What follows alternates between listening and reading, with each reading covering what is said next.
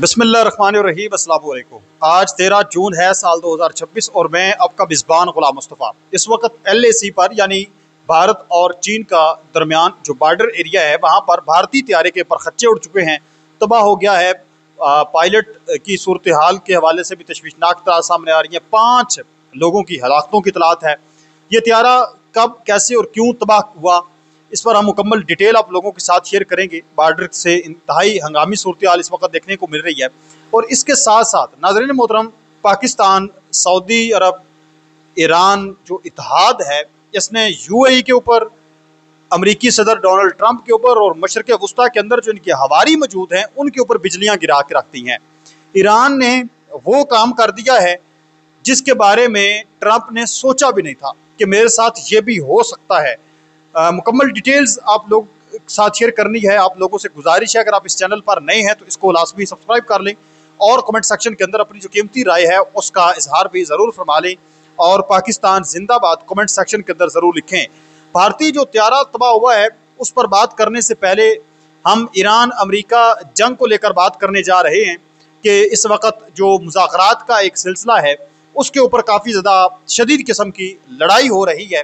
Trump कभी कहता है कि बिल्कुल दस्तखत होने वाले हैं, कभी कहता है कि मुज़ाकरात बड़े अच्छे तरीके के साथ चल रहे हैं। उसके साथ ही ट्रंप की जानब से हम देखते हैं कि अटैक कर दिया जाता है या फिर मशरक़ वस्ता के अंदर जो ट्रंप के हवारी मौजूद हैं उनकी जानब से ईरान के ऊपर अटैक कर दिया जाता है। फिर ईरान जब बदले में फेंटी लगाता है, अमरीकी अड्डों के ऊपर तबाही फेरता है, तो उसके बाद फिर दोबारा जो ट्रंप है वो कहता है कि नहीं जी, बातचीत जारी है, बातचीत के साथ ही मामलात को हल करना चाहिए, बातचीत ही मसले का हल है।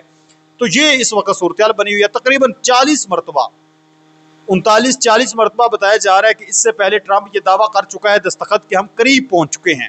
और जो इतलात कल फॉक्स न्यूज़ के ऊपर सामने आई अमरीकी मीडिया के ऊपर कि ईरान जो है वो अफसुदा यूरेनियम उसका तबाह कर दिया जाएगा, हवाले कर दिया जाएगा, इस हवाले से एक बहुत बड़ी खबर सामने आ रही है। आप जानते हैं कि ईरान के अफसुदा यूरेनियम को लेकर ही सारा मामला उठा। ईरान ने सुरंग के दाखिली रास्तों को गिराकर और रसाई के मकामात के गिर्द बारूदी सुरंगें बिछाकर अपने इंतहाई अफसुदा यूरेनियम के ज़ख़ीरे के कुछ हिस्सों को सील कर दिया है।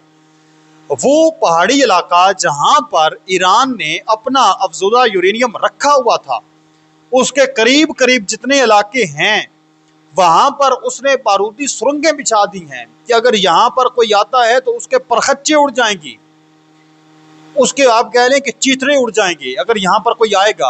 और उन सुरंगों को उसने सील कर दिया है, ठीक ठाक उसको सील किया है कि दुश्मन कभी उसको तबाही ना कर सके।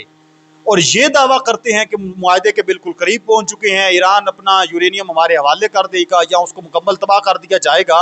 अगर ऐसी सूरत हाल होती तो ईरान ने तो फिर अफसुदा यूरेनियम निकाल कर बाहर रख देना था, ये ले उठा ले, उसको बंद तो नहीं करना था और ना ही वहां पर जाकर जो है वो उसके गिर्द बारूदी जो सुरंगी हैं वो बिछानी थी।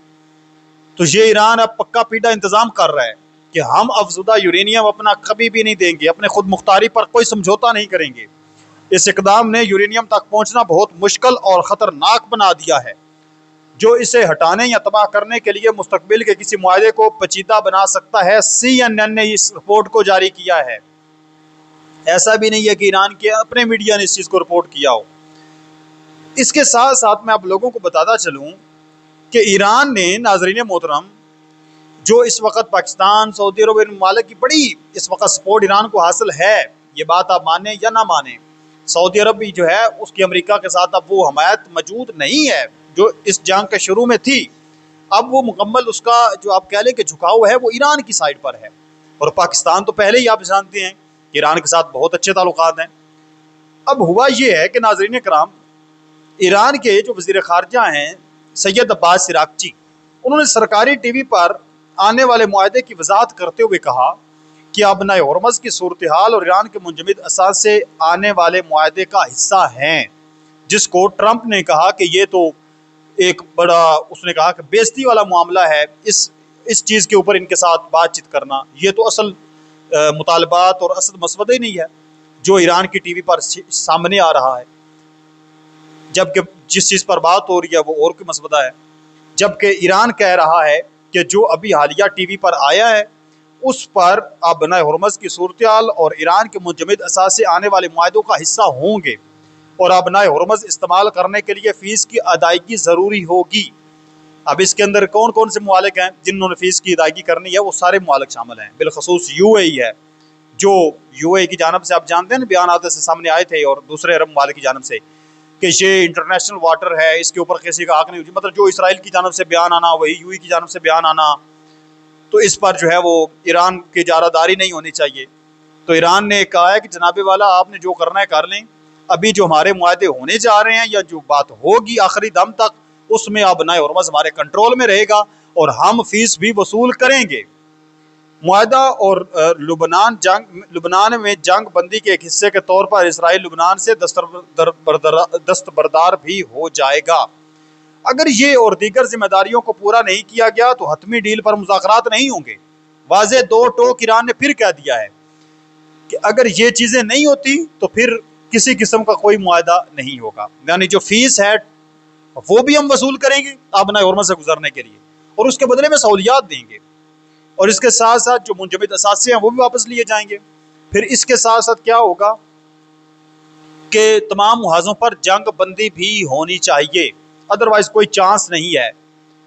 तो एक मरतबा फिर ट्रंप बहादुर को तो रगड़ा लग चुका है और उसके हवारियों को भी मशरिक़ वुस्ता के अंदर।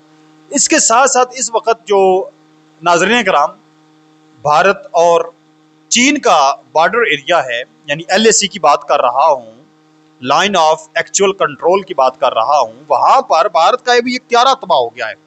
अब चूंकि ये चीन के बिल्कुल बॉर्डर के करीब तबाह हुआ है, इस हवाले से ये क्या सराइयाँ सामने आ रही हैं, सोशल मीडिया के ऊपर चीज़ें आपको देखने को मिलेगी कि चीन ने कोई मिसाइल दाग दिया, क्योंकि हुआ है लद्दाख के मुकाबले के करीब, लद्दाख और अरुणाचल प्रदेश के इन इलाकों के करीब। और ये वो इलाके हैं जहाँ पर आप जानते हैं कि भारत और चीन के दरमियान एक मरतबा नहीं कई मरतबा झड़पें हो चुकी हैं, और इस बार तो भारत ने बाकायदा मूवी भी बनाई, और मूवी में फिल्म के अंदर भारत ने चीन के फौजियों को मारा और रियल फाइटिंग के अंदर चीन ने भारतीय फौजियों की ठुकाई की। अब वहां पर एक AN-32 त्यारा आज सुबह 13 जून को जो जोरहाट असम में इंडियन एयरफोर्स की एयरबेस पर लैंडिंग के दौरान तबाह हो गया।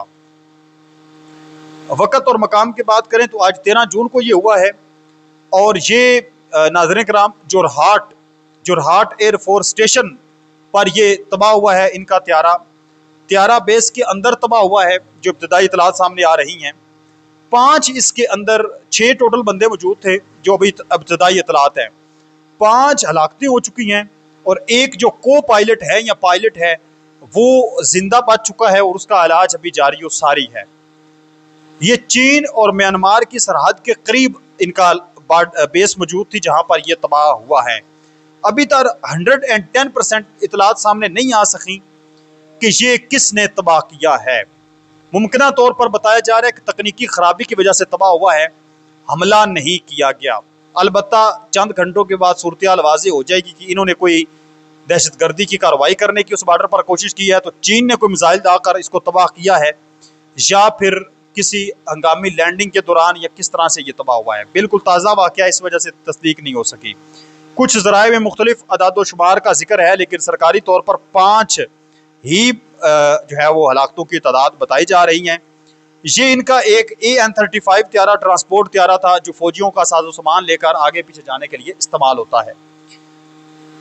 तो वहां पर भी सूरत इस वक्त तशवीशनाक है, यानी बॉर्डर के ऊपर त्यारे का तबाह होना ये मामूली बात नहीं होती, एक बड़ी बात होती है, एक बड़ी न्यूज़, एक बड़ी खबर, एक बड़ा हंगामा इससे बर्पा हो सकता है। भारत वैसे भी आप जानते हैं कि फॉल्स फ्लैग ऑपरेशन करने में उसका कोई सानी नहीं है, तो हो सकता है मुद्दा म्यांमार के ऊपर डालकर ये उसके ऊपर हमला कर दे। तो आप इस तमाम तर सूरत पर क्या कहते हैं मुझे कमेंट सेक्शन के अंदर ज़रूर बताएं।